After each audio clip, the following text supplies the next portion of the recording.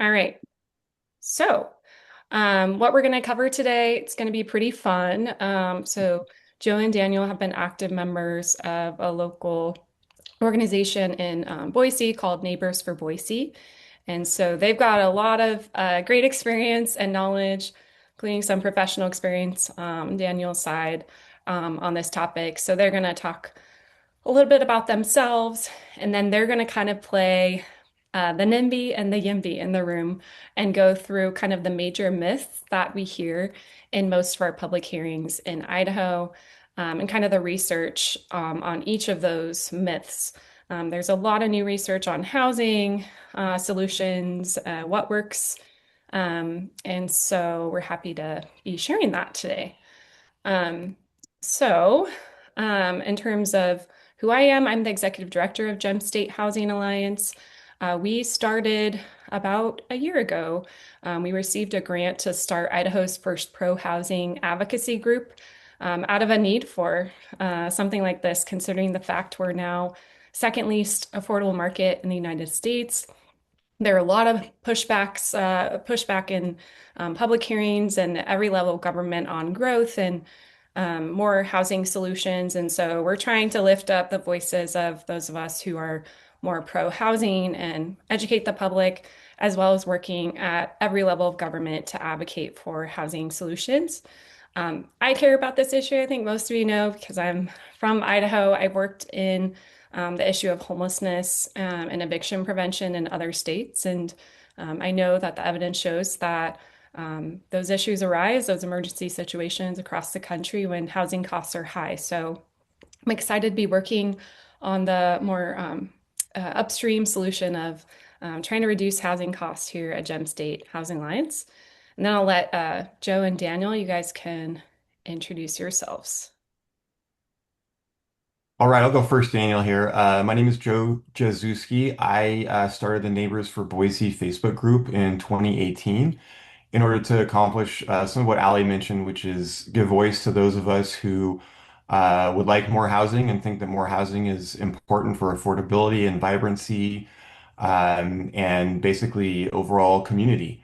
And so I started that in 2018, and then that sort of morphed into an advocacy for the zoning code rewrite that City of Boise did a few years ago.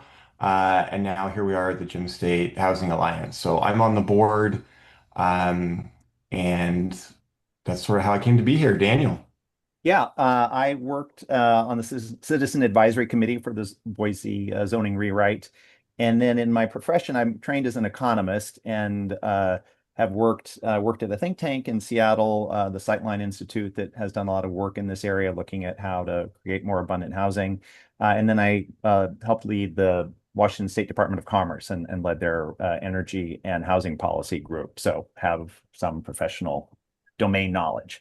But in this session, I am going to be masked as a NIMBY, which I'm going to try to do credibly, not make it a caricature, because I think, there are, NIMBYs, you know, uh, we sometimes say that like an epithet, but I think these are honest people who, care about their communities. And so I'm going to try to give credence to their views, even though I don't necessarily, like, even though I certainly do not hold them, but I'm going to make the best arguments I can on behalf of the NIMBYs, and then Joe's going to crush me. I don't know. I think Daniel's really going to put the screws to me. I think he's been doing this long enough that he knows the arguments really, really well. And there might be times where Daniel takes his NIMBY mask off to supplement my answers. We'll Yes. do So, that. We'll do that at the end. So I think maybe okay. Joe and I can do some back and forth, and then I'll take off my NIMBY hat and put on my economist hat, and we can say what I really think. Awesome. Well, we're very excited to have you guys here and hear, yeah, both sides of the argument. I talked a little bit about our organization. These are again, our three main pillars. And so this work and training kind of falls under all of our pillars. One of the biggest issues and challenges we're facing when we're trying to educate elected officials is they're telling us, we only hear from people that don't want more housing. Those are the types of people who show up to our hearings. And here's what they say. And essentially, a lot of elected officials believe them. And so, for a lot of reasons, Just regular Idahoans who are impacted by high housing costs don't show up for public hearings. And so part of our goal here today is to help those of you that might be more interested in getting engaged to just get more educated on this topic. The myths that we do here, if you are an elected official or you're with the city government, kind of equip you with the new research that's emerged on these various myths, we'll say, and ultimately help you all get more engaged.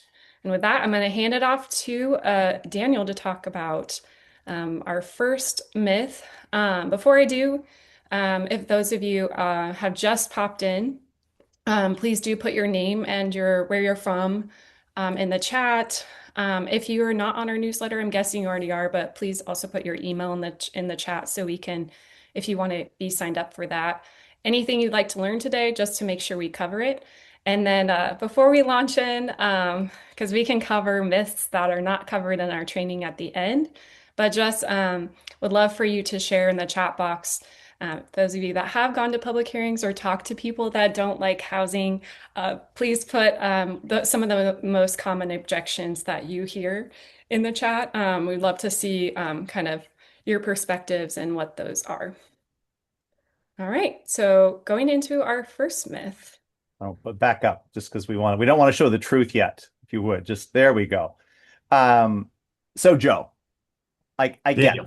I took my Econ 101. I know there's supply and demand. I know that if you close the Strait of Hormuz, that reduces supply, and so oil gets more expensive. Or if, there's an avian flu and you have to kill a bunch of chickens, then the supply goes down, and then you grow some new chickens, and then the supply goes up. And so I get there's a relationship between supply and demand, and that more supply tends to create more, lower prices. But I'm just not sure that housing works that way. I feel like housing is different than some of these other markets. And because what I see, when I'm actually when I go look at what's getting built, like when there's new apartments, they're not affordable apartments. They're expensive apartments. So just big high rise in downtown Boise, or fancy apartments that regular people, say people below median income can't really afford. And same thing with housing. Like the new houses are all fancy, especially if it's in Boise. Maybe it's a little more or less expensive if you get outside the area, but it's so like all the new housing is not affordable. And so I don't see how building more unaffordable housing actually helps anything. So I'm not really buy this, like, let's just increase supply and everything's going to be fine.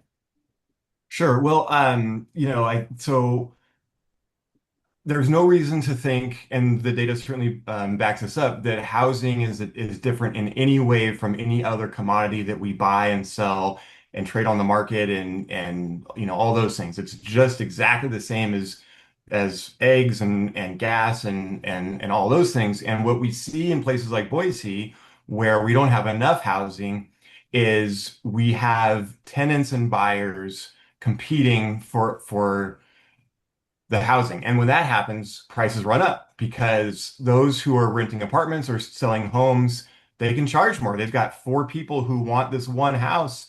They can price it higher and find the person that's going to pay the most. And what we do when we build more housing is we flip that dynamic.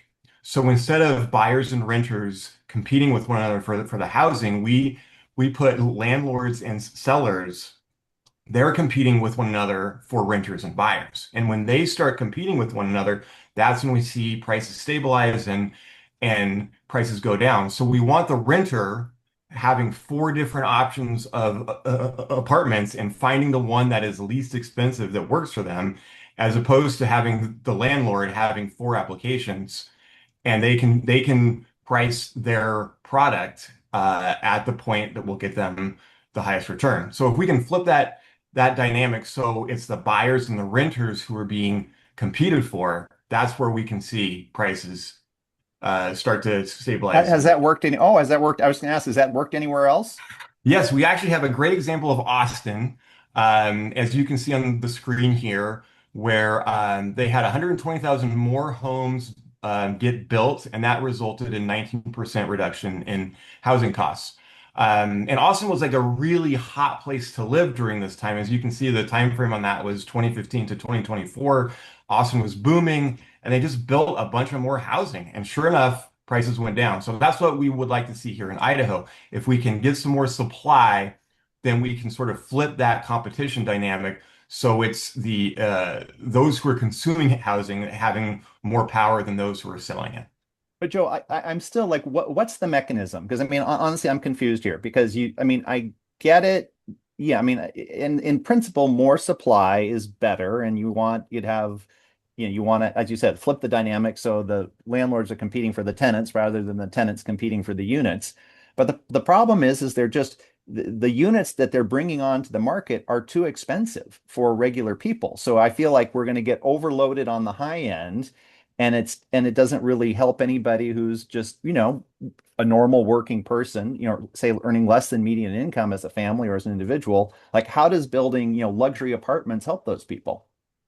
Sure, and it's actually it's an interesting dynamic here because when you build those luxury condos, the people who are moving into those condos might be moving from a older home. Well, if they're new, they certainly will be moving from an older home. So they're going to move from their 20-year-old home into a luxury condo instead of adding on and renovating to that 20-year-old home. And then that frees up that 20-year-old home for the person that's living in a 40-year-old home to move into that. And the person who is, just moving out of their parents' basement after college can then move into that 40-year-old home. So it sort of has this cascading effect that when you take care of the demand at the top of the market, it actually frees up housing lower down because they're not going to be buying those homes and doing a gut renovation and adding on 3 bedrooms and doing all these things. It frees those homes up to be more affordable for the people who aren't in the higher part of the market.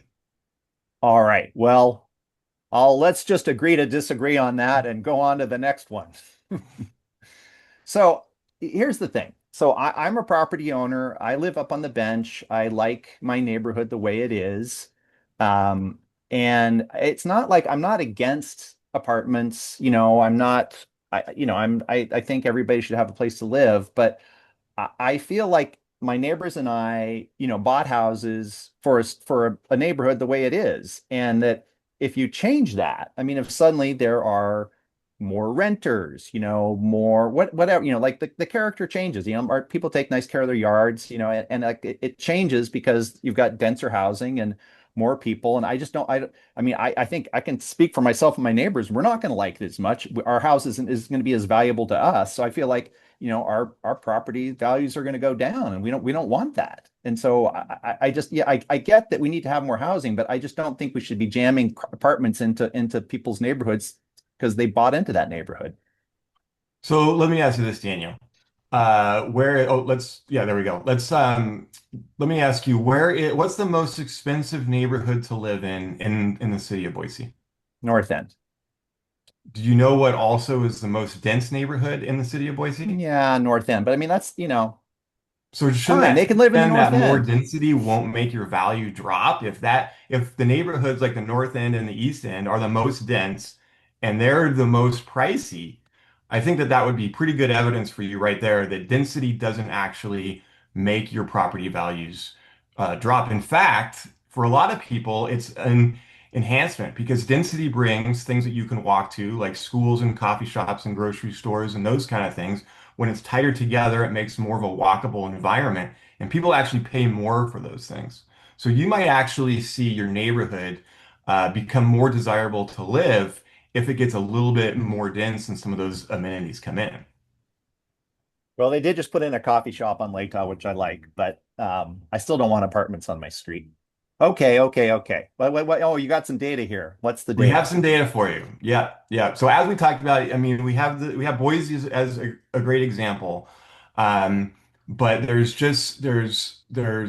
not data that shows that density means lower property value. So I don't think you have to worry, Daniel, about the value of your home going down. Might your neighborhood change?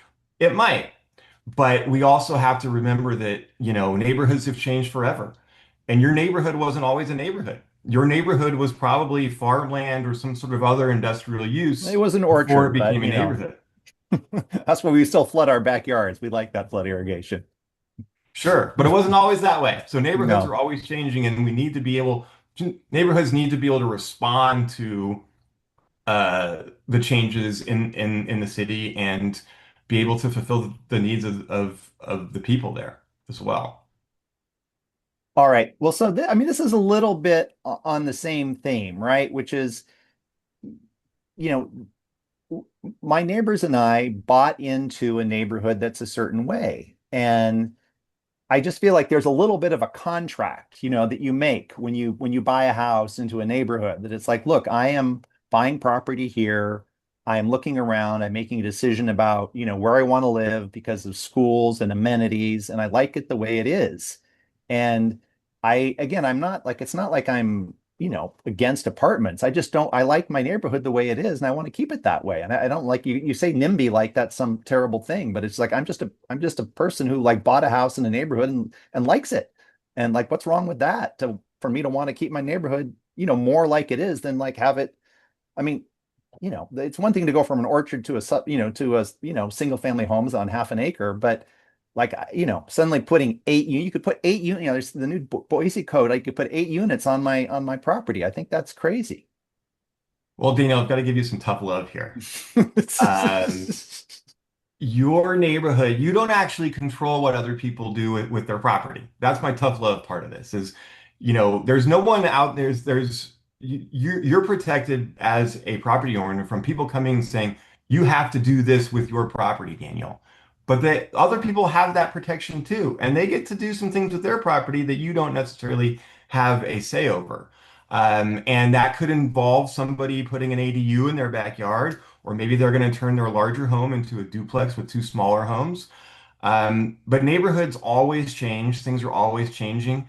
And I'm guessing you don't want people telling you what, to do with your property, and the same goes the other direction too. But there's also, you also can have more density, but still keep the character. You can build a fourplex that houses four families or four single people or whoever wants to buy it. That looks very much like a single family home. Even a sixplex can look very much like a single family home. So you still can have a little bit more density, but still have the parts of your neighborhood that you like, that you're familiar with, that you bought in for these particular reasons. So I don't think it has to be one or the other. Um, and you can get to a fourplex or a sixplex without it being a 18-story high apartment building and still keep the character, but also give people a place to live. And those people could include police officers, teachers, firefighters, the people that you need for the city to survive, give them an opportunity to live there too. So I think you actually can have it both ways, Daniel. And that's what this slide talks about here. Gentle density lets neighborhoods grow while still looking and feeling the same as they were. So I don't think it has to be all of one or the other. And I'll use the North End as another example there. There's a lot of homes that are fourplexes and those kind of things that still keep the character of some of the other homes there. In fact, some of those homes were the originals. So.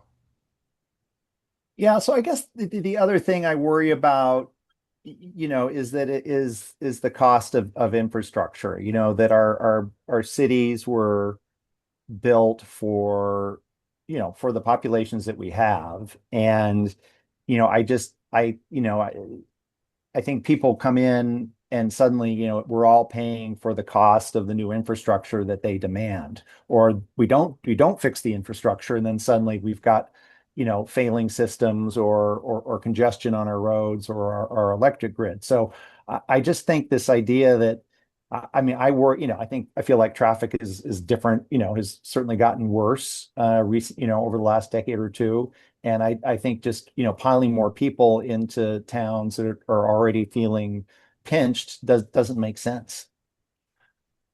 Interestingly here, Daniel, infrastructure, or I'm sorry, density can actually help pay for the infrastructure and cost you less. So let's take a block. Let's take a block. Let's say we have 16 single-family homes on that block. That block is responsible for paying for the sidewalks, the streets, the sewer systems, street lights, all the infrastructure that goes into living on that block. Well, if you take those 16 homes and you make them into a duplex, now you have 32 different homes, 32 different households paying for all the infrastructure that's on that block. So you actually spread out the costs through more homes by having a little bit more density, making it cheaper for you. So I wouldn't worry about if the infrastructure can handle it because you have more people there who are able to pay in to keeping that infrastructure going. And that the truth here says infill costs less than fringe development by tapping into existing resources and limiting sprawl into farmland. So you don't have to extend the sewer and the roads into these empty spots. You can keep those centralized and have more people pay for it. And then the other example here with traffic is when you have some more density, then those homes can be closer to jobs, stores, and transit, which are transit is actually going to help you keep your costs down by not always having to rely on cars as well. Well, Joe, I'm glad you brought up traffic Let's, because yeah. like this is I think this what's our next slide here? Are we yes, good. Because there's this one I think you guys are just off the I don't get it because like there's no way that adding more apartments to my street and in my neighborhood isn't going to create more traffic. Like it is going to create more traffic because there's going to be more people around. Most people, I mean, transit is nice, but not many people use transit. Everybody has a car in Boise. And so I think you have to just like realize that like this traffic is an issue. Like we I again, I like my neighborhood the way it is. I don't want like if you put in some more apartments around my neighborhood, we're gonna be having to deal with more cars. There's just no way around that. So this is actually a critique of the transportation system, not of housing, but they do go hand in hand. And I would say join me in advocating for better transportation system because Boise and probably other places in Idaho have gotten past the point where just expanding roads over and over and over again is going to result in not having any traffic congestion. That's just not going to happen. So we need other options.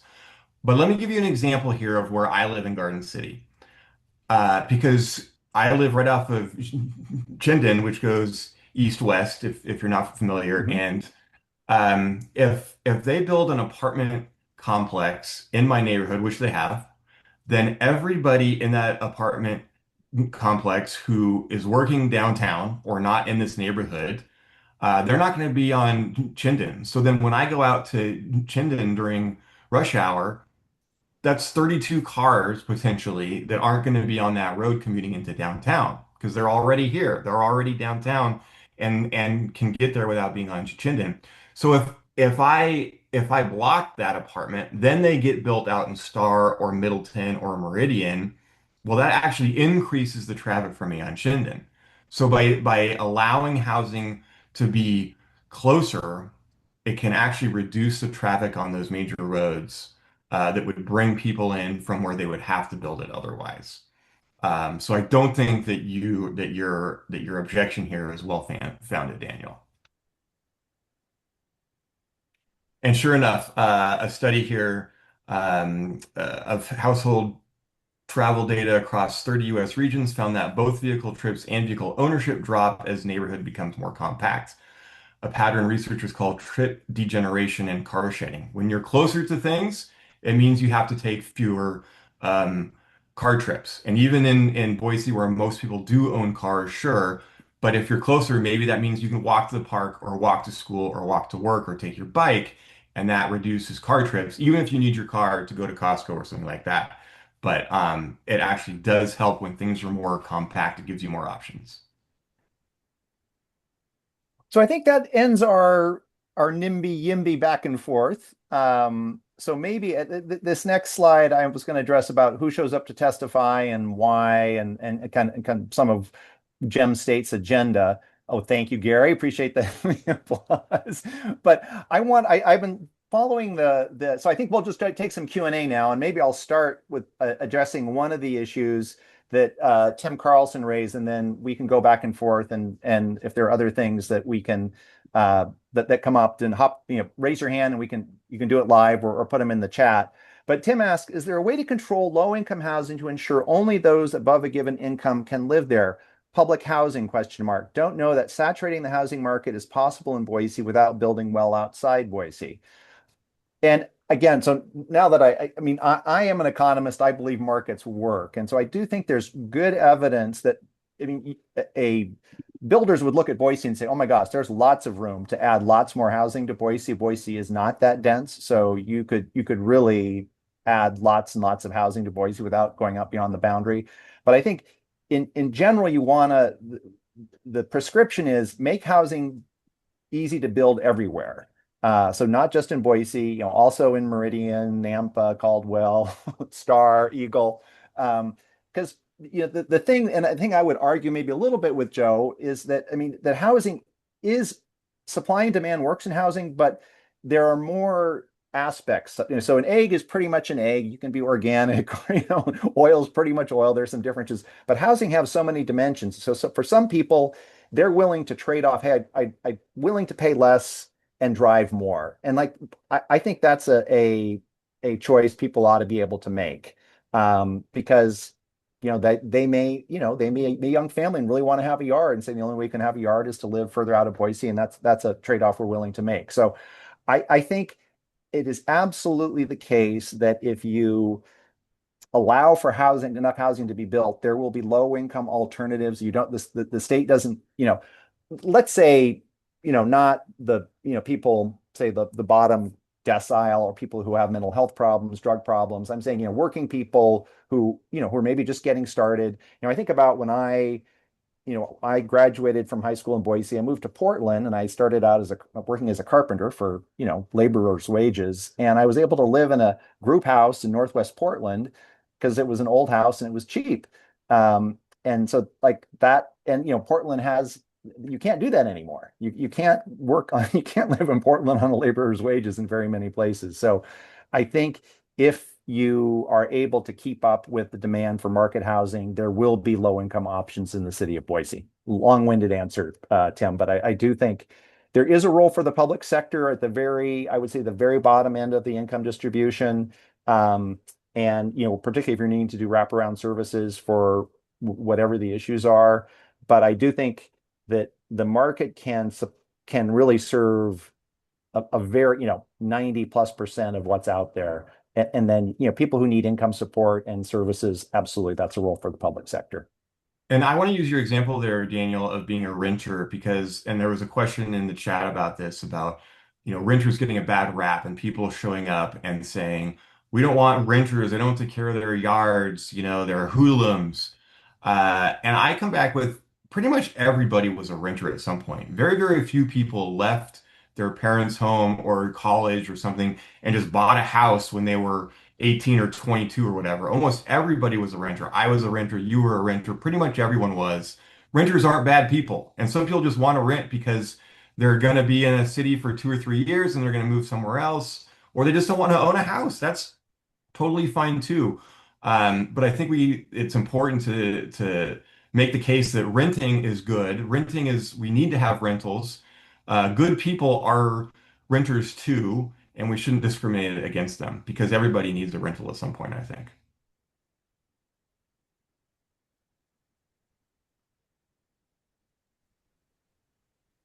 There was also another question in the chat about why would a person move into an expensive condo if they could just stay in their less expensive older home or condo. I mean,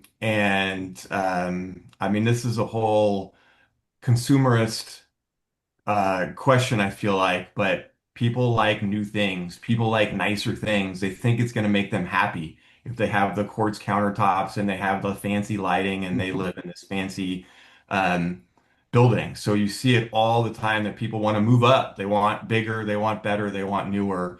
And so let's give them a chance to move up because that allows the homes that they're moving from to be taken by people who don't make as much money as those folks. So we need to give them a chance to move in to those higher price housing options because it frees up the stuff that they're moving from that they think is not as nice.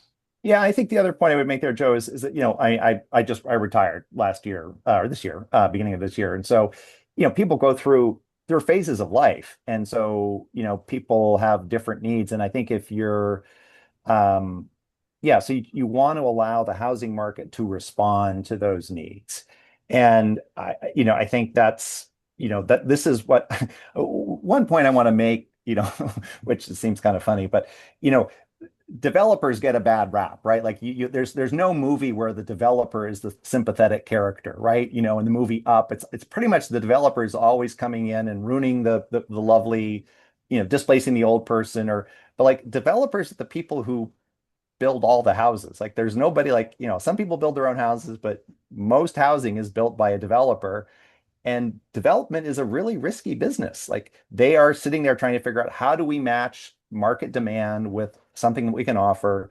And half of the developers that go out of business within 5 years. So like it is a risky business. So when you hear about rich developers, part of that is because they took a risk and they timed it right and they did well. But I mean they don't always, and they can really developers can lose all their money, and it happens. So I think part of what developers are trying to do is match, like, where is the market going? Where, we have boomers who are retiring. How do we meet that? And if we if we create too many constraints on them based because of rules and long permitting processes that create risk, that raise costs, all of that just basically reduces people's choices because developers say it's too risky. I don't know if I can pull that one off. Um, so I think that's Yeah, just we have to have a little sympathy for the developers because they're the people who build the housing. right. And I think that that's an important point, Daniel, also, is we're not forcing people to turn their property into condos or a fourplex or an apartment building. We're not forcing anybody. We're just saying, let's let the law allow them to do that if they want to. Let's allow the law to let you build an ADU. Let's allow the law to let you split your lot if you wanted to do that into two smaller lots. So we're not forcing this on anybody. We're just saying let's not make it illegal. So if somebody wants to do these things, if you want to keep your house as it is forever, you should have that right. But if your neighbor wants to put an ADU in or a duplex, we also think that they should have that right. One question from Bill Richmond here, William Richmond, plan to address voter backlash against growth, which has contributed to mayors and council members losing office. I'd be curious which you're thinking of, because we had the zoning code rewrite here, and the mayor and the council members who were all behind that, they were all reelected. And that was pretty much after the campaign was a referendum on the zoning code rewrite. Their opponents really used zoning against them, and they were all reelected. So I think that building that base of support, like we have been doing here, is really important. So you sort of destigmatize being pro-housing. And I think that that really worked in Boise. You have to do it before the election. I mean, you have to sort of start building support for years so that that stigma is removed, I think.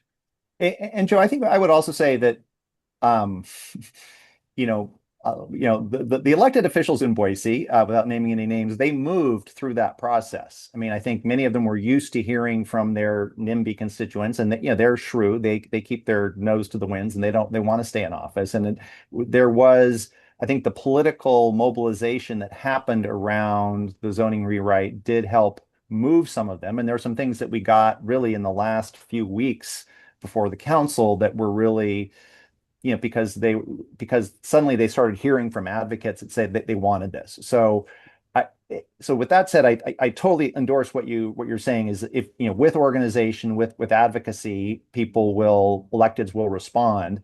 I do think there's some limit at which too much change will usher people out, and I think it varies by community so I don't want to dismiss this. It's like, oh yeah, like this, like there are political risks, and I think that's part of one of the tricky parts of threading this. It's what are the things that that really matter, and what are the things that you can say, look, we're this, what can we sometimes let go? And I think that's some of it's political organizing, and some of it is just is pacing the change. And I tend to be like, we should just, I'm kind of Mr. Free Market, but I'm also aware that you're absolutely right that if people feel like they're losing offices because they adopt these policies, they're not gonna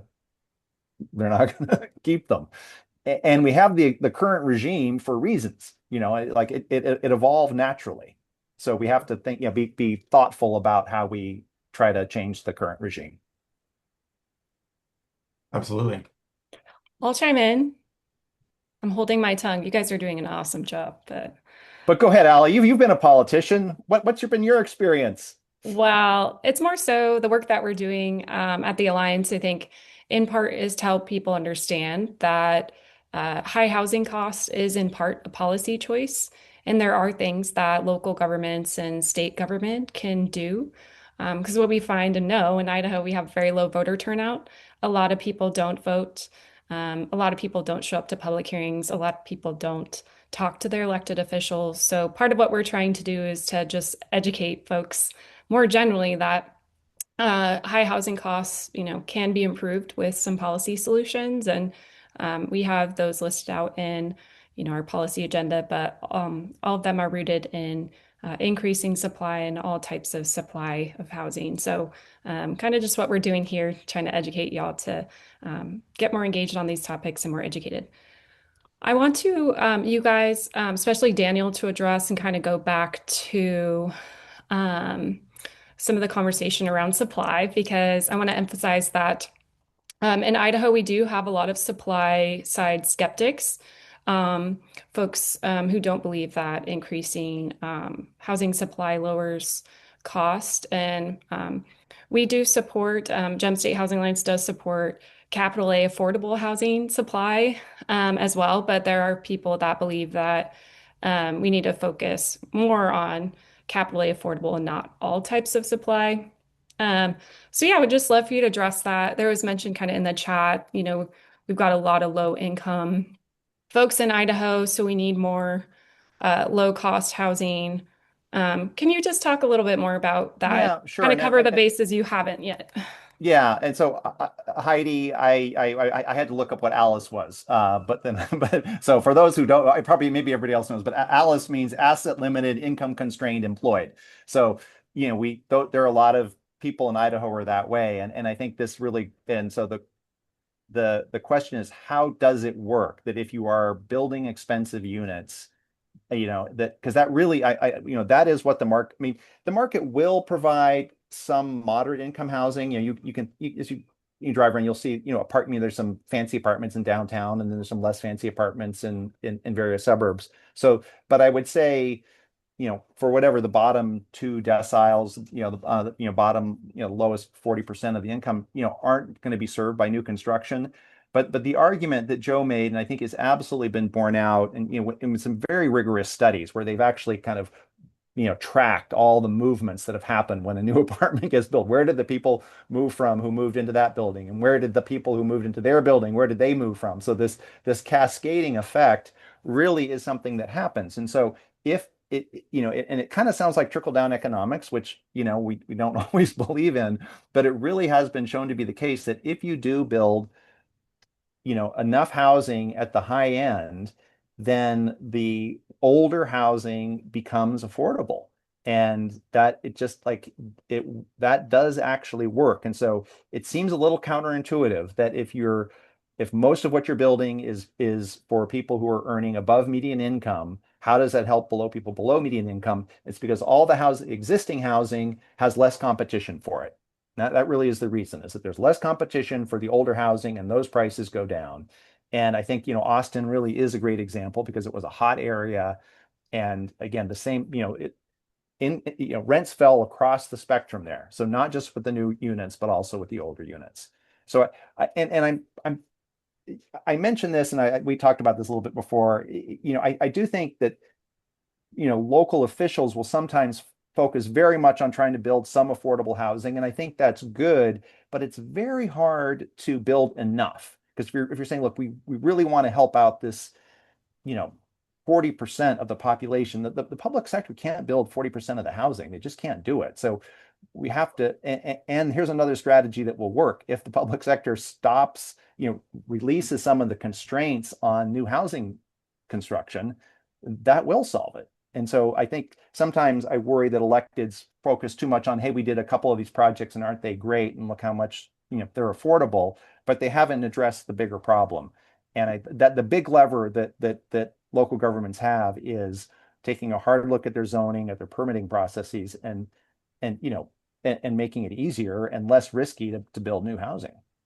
And that I want to underline, Daniel, that that lever you just mentioned costs $0. You don't have to find money in the budget to pull that zoning It lever. makes money because Right. It because makes money, because they which get is more assessed value and fees. You yeah, know, and I think that message really resonates in Idaho, that this doesn't take tax dollars. In fact, Yeah. it's just the opposite, as Daniel said. So why not? I would love for you guys to talk a little bit more about infrastructure as well. So, what we hear the most in Idaho from certain elected officials that don't want, smaller and more diverse home types kind of throughout a city is that concern for infrastructure. And so, could you talk a little bit about value per acre and kind of what that is? Yeah, I'm actually I'm not quite sure what you're getting at, Allie. Okay. So maybe you make the So, argument. so I think people think that it's more costly for the taxpayer to do density to a city over Mm. time. No, it's really not. And I think Joe made that argument in our back and forth, which is there tends to be quite a bit of excess capacity in the infrastructure in our built cities, and so they can handle quite a bit more. Roads can be, can be constrained, uh, but I think there is this effect that as you increase density, then people generate fewer trips because they don't need to drive everywhere. Um, I do think that, if you doubled the density of my neighborhood, there would be more car trips around. Like you can't deny like that is a true thing. And I think we advocates have to acknowledge that this that kind of goes into yes, neighborhoods will change, but that's natural. But for the region, you're going to have overall less congestion, and there are some benefits to actually having more people around. And again, we've experienced this a little bit in my neighborhood. It's like, yeah, there's a little bit more traffic, but it's nice to have a coffee shop and a few restaurants that we can walk to now. And yeah, there's sometimes you can't find the parking spot within 30 seconds. Sometimes it takes 2 minutes, but like that's a trade-off I'm willing to make. Um, but I think to your point about infrastructure is absolutely, there's a lot of excess capacity that we can exploit and lower costs for everybody. And one thing I want to add there, Daniel, is having more people around actually makes a better community. You know your neighbors more. If you're all spread out on quarter acre lots with where you just basically come and go in a garage, you have a lot fewer social interactions. Mhm. And it's actually makes for a better neighborhood when you see people more and there are more people around. As a parent, having kids that are my child's age that they can walk to their house on their own during the day in the summertime and not be driven everywhere is an incredible benefit. And that comes with just having more people. Mhm. If we have, 10 people per, or sorry, 10 houses per acre as opposed to four, it ups the chance that your kids will have friends that are close or you will have friends that are close, resulting in really just a nicer life and more social connection. Yeah. And Joe, I think, as the economist, like I'm all about giving people choice. If people want to have suburban lifestyle and want to live on a quarter acre, like they should have that choice. I think our current policy regime underproduces the kind of housing that people like that you just described. And as you said, hey, the North End and the East End in Boise, which are, compact neighborhoods, great variety of different, apartments mixed in with housing, duplexes. It's all, those are the most popular, most valuable neighborhoods. And we're underproduced. We make it hard for more of those to occur organically. Those neighborhoods developed before there was a zoning code in Boise. And so the market kind of created this mishmash that people actually like. And so I think part of what we're trying to get back to is how do we, if we're constraining that kind of development, some people not it's not for everybody, but if we're constraining that, like we're people are worse off because the market wants to deliver it. So where do you come down, Daniel, on someone who says that we bought a quarter acre lot and a single family house, and that's the way it's been here, and I want it to stay there. You seem to have some sympathy, rightly so, for people living how they want to live. How much power do you think they should have over the things that happen to other pieces of property in their neighborhood? Yeah, I mean, I'm a property rights person, so I thought your argument in our little debate was the right one, which is that you do buy into a neighborhood, but you don't get to lock it in time, and that there is a and yes, you may not like the change, but your decision to not allow somebody to add an ADU or convert is harming that other person because they would benefit from it. And so I think, we don't, that we our economy is generally built around private property, and people should have property rights, and they should roughly be able to do what they think makes sense on their own property. And I think that balance has gotten a little bit out of whack in many of our communities. And I think that's what we're trying to find is what is the right framework that allows cities to develop in a coherent way without imposing undue restrictions. And I think our current regime is too restrictive. And so I think that's what all the work that Gem State's trying to do is about how do we remove those constraints so we can have more housing and people will benefit from that. I do want to make these last points here because it's pretty core to Gem State's mission, and it's something we all need to kind of carry, which is that who shows up to testify, and what's our model for thinking about this, and why is it that we've kind of gotten into the pickle that we're in. And it's it's pretty obvious. The people who tend to show up have time. They're retired like me, older. They've been there for a while, and so it skews the people who show up. Because younger people, working people, they've got to get home and feed their kids and get off to practice or whatever, so they don't show up at the hearings. And the inclination is to the people who are, it's the people nearby who things are going to change. They're going to be opposed. Like they're going to say, we don't want to. I like my neighborhood the way it is, just the way I said. And that the people who benefit aren't at the hearing because they don't live in the neighborhood yet. So they don't, like, why would I show up at a hearing that for something going on in this neighborhood I don't know that I might have an option to move to in 5 years. So like there's this real skew. And if you go on to the next slide, I think what this raises is often city elected officials and even the planning department start thinking that these hearings are a popularity contest, which like, oh, a bunch of the neighbors don't like it, so we shouldn't do it. And I was like, well, no, that's not what a hearing is for. The hearing is to say, have you followed the law? Did you comply with the rules around whatever the issues are. But it's not a popularity contest. It's a quasi judicial process where you can say, hey, I think you didn't follow the rule, and here's the rule that I think you broke in this development, and I think you should amend that. That's one thing. But it's just the fact that you had 20 people testifying, 19 were against it. Like that doesn't mean anything. What matters is, have they followed the process for the development? We want to make that process a lot easier. We want to get rid of hearings so people can do things by right because we think that reduces risk. But again, if there is a hearing, it's a judicial process. It's not a popularity contest. And sometimes it's hard for electeds to grok that, but that's the truth. And I also want to kind of point out the enthusiasm gap that most people probably, if you went and did a poll, are like, yeah, you could probably put an apartment there. That's probably fine. Yeah, I think housing should be built. No biggie. Those aren't the people that are going to take time out of their Tuesday night with their kids to show up and testify. It's the people who are very, very against it, enthusiastically against it. So it really selects for the people who are most rabid about it, whereas most people were probably just fine with it or couldn't really care. So I think that that's something else to point out. Also, your point about the residents who will live there don't know that they're the ones who will live there and therefore can't show up and testify. Hmm. I live in a townhouse that was built in 2006 on a property that used to be a slaughterhouse.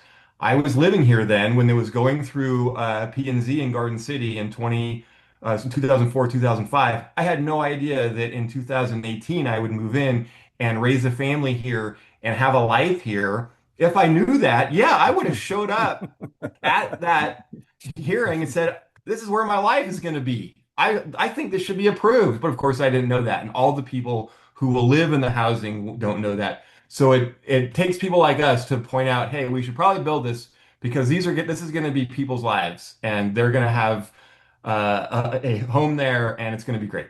So I think that that's a great point too. Kind of feeds into that larger overall challenge that we're talking about too, just folks not understanding that housing policy is affecting high housing costs in part, and that they could have power over this if they were to get more engaged on the topic.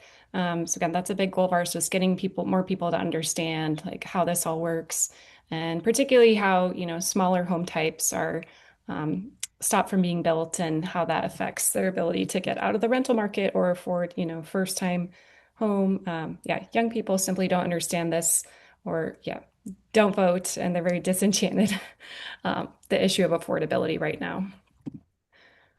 Ali, if I could just make one last comment, we are in Idaho, I mean, there are constraints on the housing supply, but they're nowhere near as bad as they are in some other parts of the country. And so we really, this is a huge economic problem for our country. You think of, San Francisco is the poster child for this, which is, it has been the economic center of our country for the last 2 decades, and they've built very little housing relative to the increase in demand there. And it just so like San Francisco is nuts. Like you just can't like it's only the top 20% that can afford to live in San Francisco. And like that is just a huge tax on our whole national economy. So like if you like the reason economists like this isn't just like, hey, it would be nice for lower income people to have more choices. This is like honestly, you know, pointy headed economists have like figured out how much of our GDP this is costing. It's like it's big. Like this is a really important issue to our overall welfare as a society. Like if we're not building enough housing, and you mentioned youth being disenchanted, like it's if you feel like, hey, I'm working, I'm doing all the things I'm supposed to do, and I should be able to afford a home, and I can't, then you start like believing that like, hey, the system isn't really set up to serve me, and it's like that's not good. Like we want people to like have the housing they want and deserve, and like this is if you don't build enough of it, they don't get it. So anyway, there's my little there. I got off my NIMBY soapbox and got onto my YIMBY soapbox.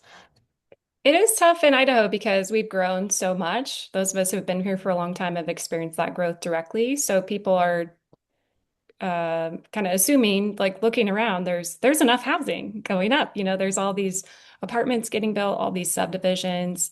What we like to point out is, I think we looked at a number, it's close to 95% of overall housing development in the last 10 years has been large lot, single family homes that are inherently going to be a $500,000 product.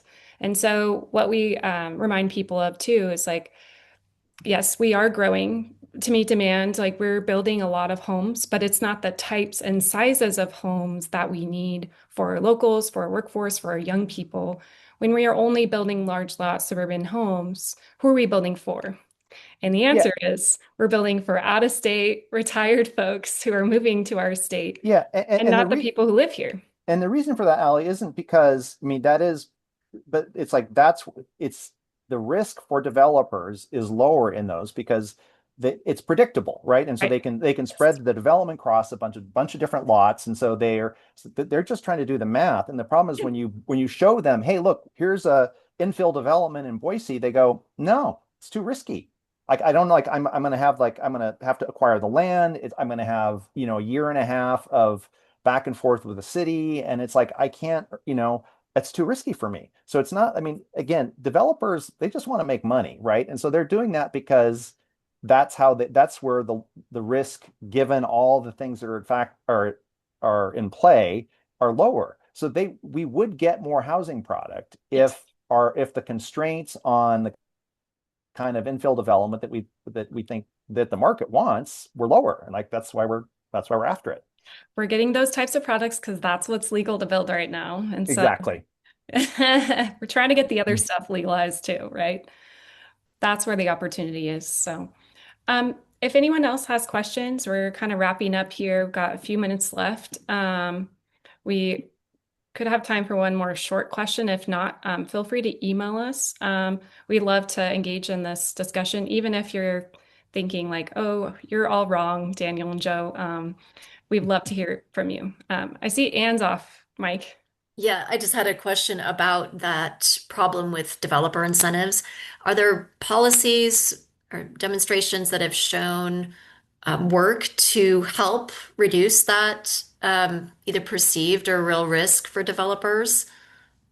So our position is a lot of the barriers are in the codes. Our most of our codes in Idaho were written in the 1970s, and they were written for large lot single family homes, and they haven't been significantly updated enough. Even Boise, that just did a code rewrite, there's still too many barriers. Our position to smaller home types getting built, and other cities. Every city has opportunities to do that. We've reviewed a lot of different cities' codes and found opportunities with, yeah, lot size, which some cities will need to reduce with the new bill that passed, but dimensional standards, the minor land division process, a lot in process for infill and smaller home types, parking. Yeah, Okay. So adding that, parts. So I would say the big things are if you can have things by right. So Mhm. I can acquire a property and know that I'm going to be able to build a project that will pencil on it as a developer, then it's like, okay, then I'm going to do it. But if I'm acquiring a property and then I'm going to find out 2 years later that I can't do the project that because of some unknown constraint. So if you can do things by right, and then a big part of changing the economics is reducing the parking requirements. Like those are, I mhm. would say, those are two really big levers. I think the other thing is also what is the attitude of the planning departments? And I think there's a dynamic that goes on inside of government agencies, which they are very risk averse, right? They want to make sure they're minimizing for the chance that somebody's going to come back and find something they didn't follow some rule. They're not optimizing for, hey, we want to build more housing and how do we protect the public but actually get housing through. So I think there's a little bit of a misalignment of incentives and some ideological um, I think we could even have great codes, and if we don't get some different attitudes in our building and permitting departments, it's still gonna it's we're and Allie's encountering this in some of our communities. So it's both, I would say it's both law, but it's also a belief, ideology. So the answer's in the codes, not in like some property tax break or things like that. Okay, thanks. Yeah, I think it's making it as predictable as possible so they don't think that they're going to be up against the popularity contest, as Daniel was describing, and because that's just going to dissuade so many people from even trying if they feel like, well, it's a toss-up in P and Z if they're going to approve it or not. But if they know that, well, this is in the code, it's there, it says it's legal, then they're more likely to take that risk. Is that your understanding too, Daniel? Hmm. Yeah, and don't if you ask a developer, say, of course we want tax breaks. So, like there's, so you have to kind of, I mean, who doesn't want a tax break, and they'll say, well, I'll take a breaks, so, they'll take anything they can get. But I think that when you kind of look at where the big risks are, predictability and shorter timelines really make a difference. But I mean, if you know a developer, of course, if you ask, hey, would it be better if you had a tax break? They'd say, of course it would be better. Especially Yeah. for, yeah, I know we're at time, but capital A affordable that we talked a little bit about, in order for that to pencil, it does need government intervention of some kind, whether it's land or incentive or tax breaks. Sometimes, though, there's big debate about inclusionary zoning. If not enough incentives are provided, then that product just simply doesn't get built. So it has to be funded in some way, in a way that allows those types of products to pencil, especially for, yeah, capital A affordable. And I know our resort communities are really wrestling with that because they need it more than anybody else in some ways. So, okay. I see a heart from Bree from McCall. So I'm glad I got that in there. Okay, we're at time. If you guys have other questions, again, please email us. We have a contact form on our homepage. So yeah, thank you all for being here. Thanks especially to Joe and Daniel for having that fun debate for us today. Thank you all. Thank you, everyone. See ya. Thank you.